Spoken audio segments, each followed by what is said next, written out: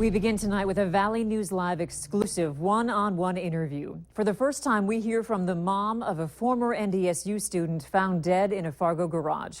Thank you for joining us tonight. Mike has the night off. 26-year-old Casey Jo Schulte died last August. The investigation as to how she died is still going on.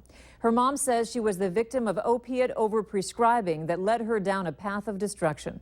Valley News Team's crime and safety reporter Nicole Johnson has a message for parents. Casey loved Fargo. She called this her home. It began with a diagnosis of Crohn's disease, multiple surgeries, and constant pain. Casey Jo Schulte was prescribed OxyContin, oxycodone, and fentanyl, which led to heroin. Our life with Casey as she was struggling was difficult every day. We worried every day about the people she was with, about the things she was doing, the places she was at. So I think there's a lot of people going through that right now with people. Casey's mom, Shelly Elkington, is fighting for others who are still struggling with addiction.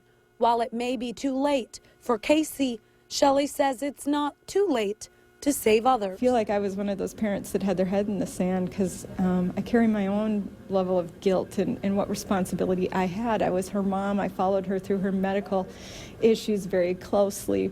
I'm a nurse, and I still go, what did I do wrong? What did I miss? But if you think something's wrong, it is. Casey didn't see herself as an addict, and her mom, Shelly, says the stigma surrounding people who are addicted to drugs is likely what kept her from saying, I need help. She promised me 100 times she would never use heroin.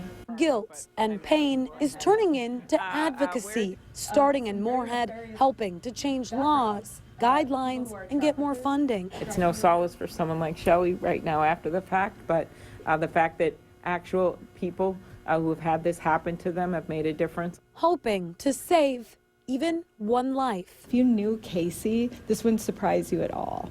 She would have done the same thing if it were me. She would be right here if it were me. So I do that for her. That was Nicole Johnson reporting. Shelly is also part of the Steve Remler Foundation. She trains people on how to use naloxone. If you or someone you know is struggling, we have resources on our website, valleynewslive.com. Just click on the hot button.